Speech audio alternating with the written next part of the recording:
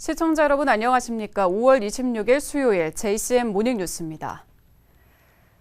이번 한미 정상회담에서 현대차의 8조 원 규모 미국 투자 계획이 발표되면서 노조가 반발하고 있습니다.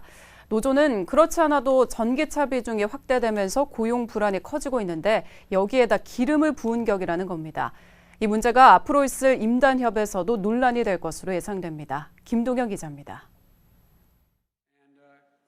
지난주 있었던 한미 정상회담. 조 바이든 미국 대통령은 공식 석상에서 미국 투자를 약속한 한국 기업에 직접 감사를 표했습니다. Hyundai, SK, and LG. I understand the executives of those companies here. Would you please stand up?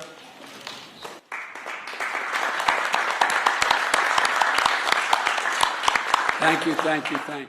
이 자리에 일어나 박수를 받은 한국 기업 중 하나가 현대자동차입니다.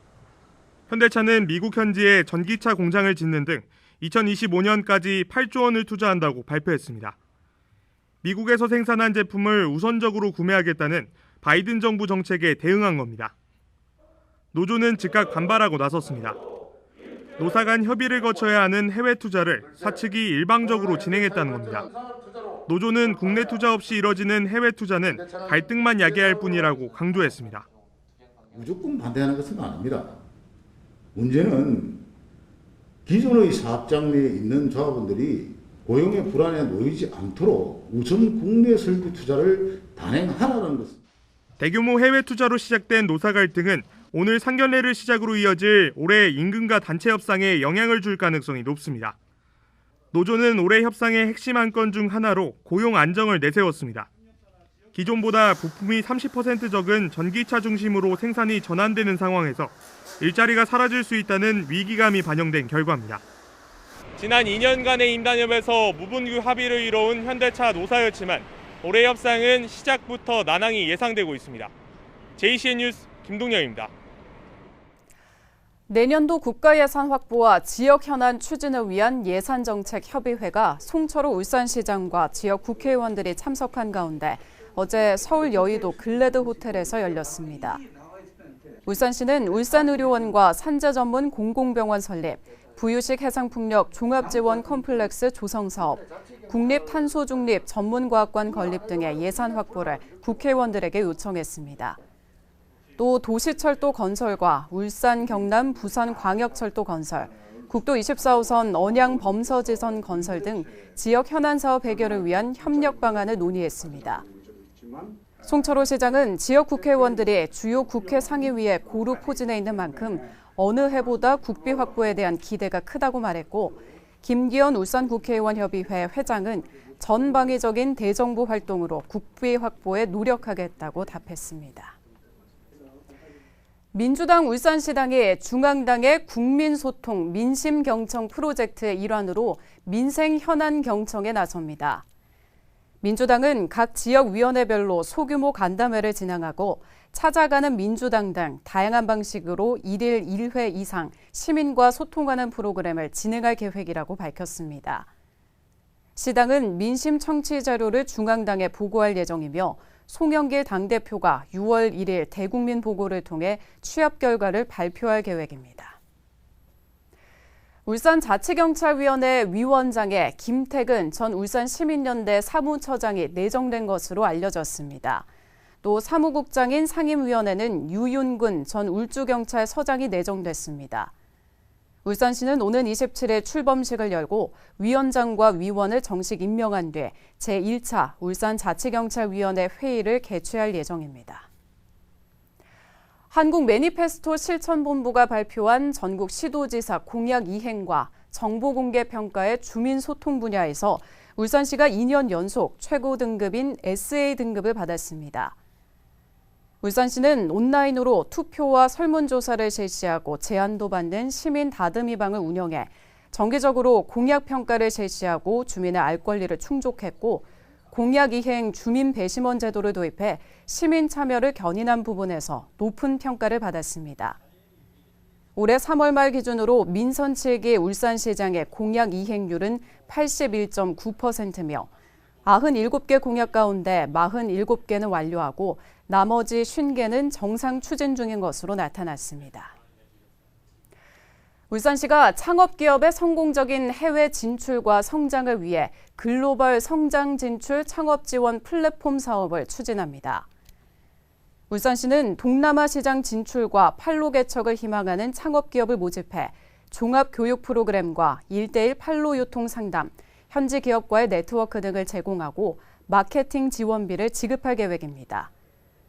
모집 대상은 창업 7년 이내 지역기업 30곳이며 6월 4일까지 울산 테크노파크 기업 지원단으로 신청하면 됩니다. 평생 한 번 보기 힘들다는 대나무꽃이 울산에서 발견됐다는 소식 얼마 전에 전해드렸는데요. 국립산림과학원이 대나무꽃이 피는 이유를 밝히기 위해 울산의 대나무꽃 현장을 찾았습니다. 정확히 밝혀지지 않았던 대나무꽃 개화의 비밀이 조만간 풀릴 것으로 기대됩니다. 구현희 기자입니다. 대나무의 상태를 일일이 확인하고 줄기를 채취합니다. 꽃이 피어 있는 것과 꽃이 지고 난 뒤 고사한 것 등을 상태별로 분류한 뒤 액체 질소가 든 병에 넣어 냉각시킵니다. 국립산림과학원 연구사들이 대나무꽃이 개화한 울산의 한 마을을 찾았습니다. 오랜 기간 대나무꽃의 개화 원인을 밝히기 위한 연구를 해오던 중 지난해 경남 창원과 진주에 이어 이번에는 울산을 찾은 겁니다.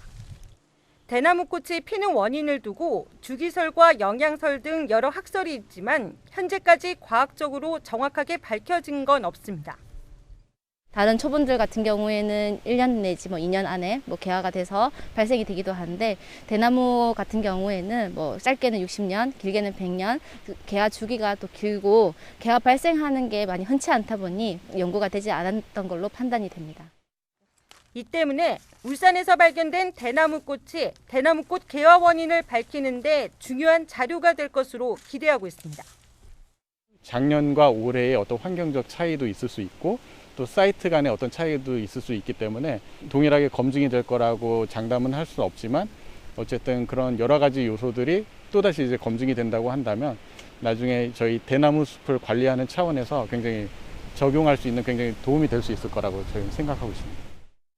특히 대나무가 심겨진 토양 성분을 분석해 대나무꽃 개화와의 연관성도 밝혀내는 등 상반기 중에 최종 연구 결과를 발표할 계획입니다.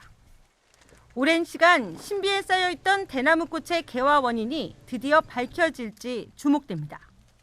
JCN 뉴스 구현입니다.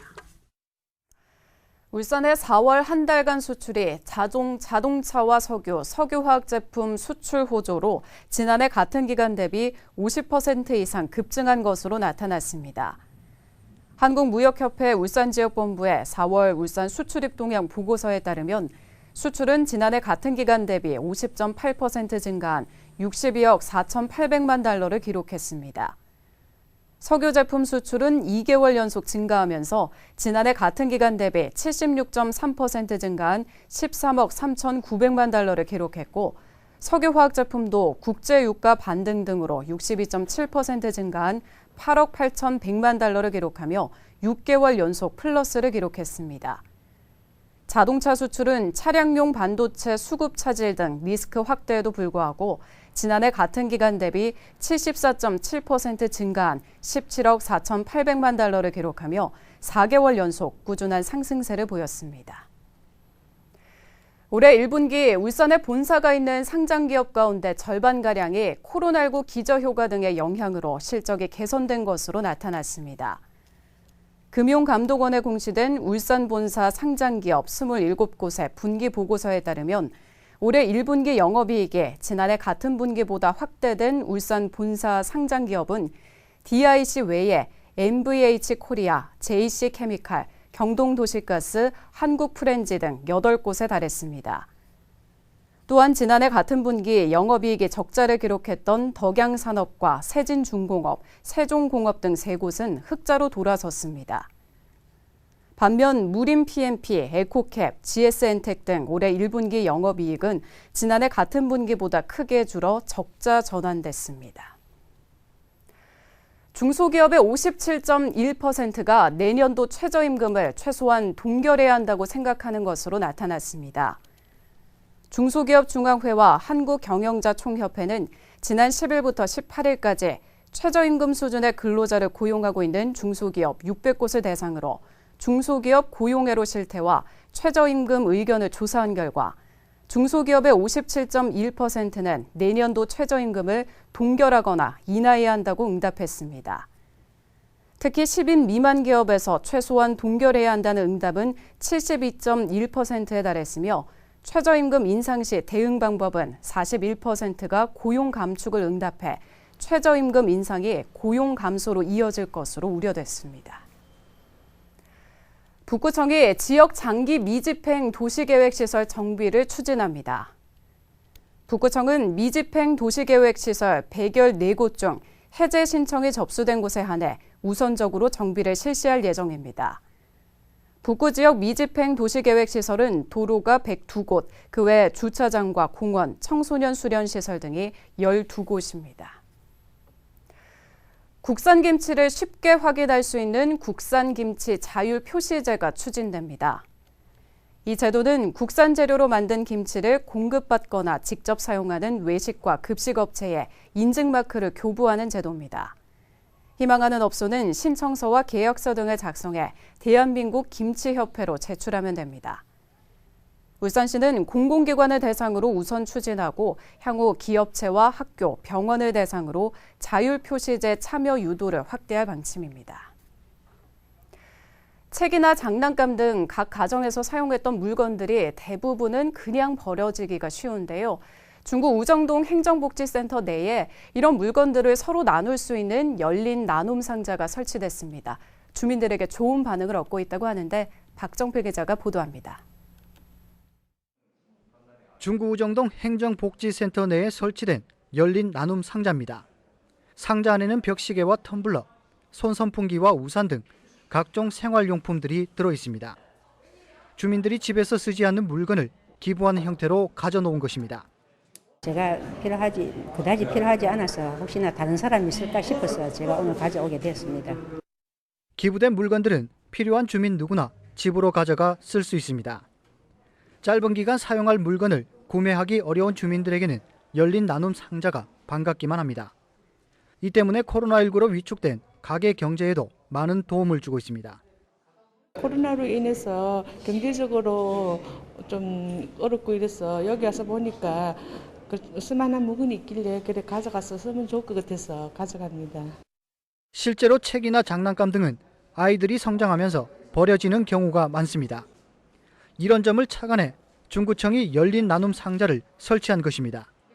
포스트 코로나에 걸맞는 비대면으로 나눔과 기부 문화를 확산하는 차원에서 재활용 가능한 다양한 물품을 동민 상호간 교환하는 자리를 만들기 위해서 설치를 했습니다.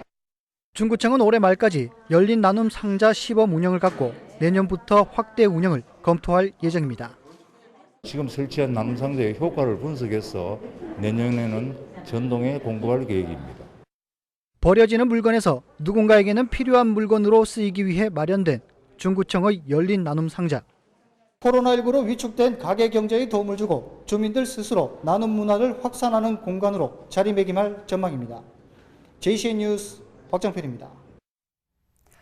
중구청은 어제 생활공간 속 우수정원 3곳을 선정해 지정 현판식을 가졌습니다. 이번에 선정된 우수정원은 성안동 도란과 카페 상미, 태화동 대가복집 등 3곳으로 일반 주민들에게 개방하는 조건으로 관리 재료를 지원하고 전문가를 초청해 정원 조성 컨설팅도 함께 제공합니다. 중구청은 우수정원에 대해 3년간 지속적인 점검을 실시하고 주민들이 직접 만들고 가꾸는 정원 문화를 확산시켜 나갈 계획입니다. 경남 창원에서 열린 2021 경남 관광박람회에서 울주군과 울주문화재단이 홍보관 운영 우수기관으로 선정됐습니다.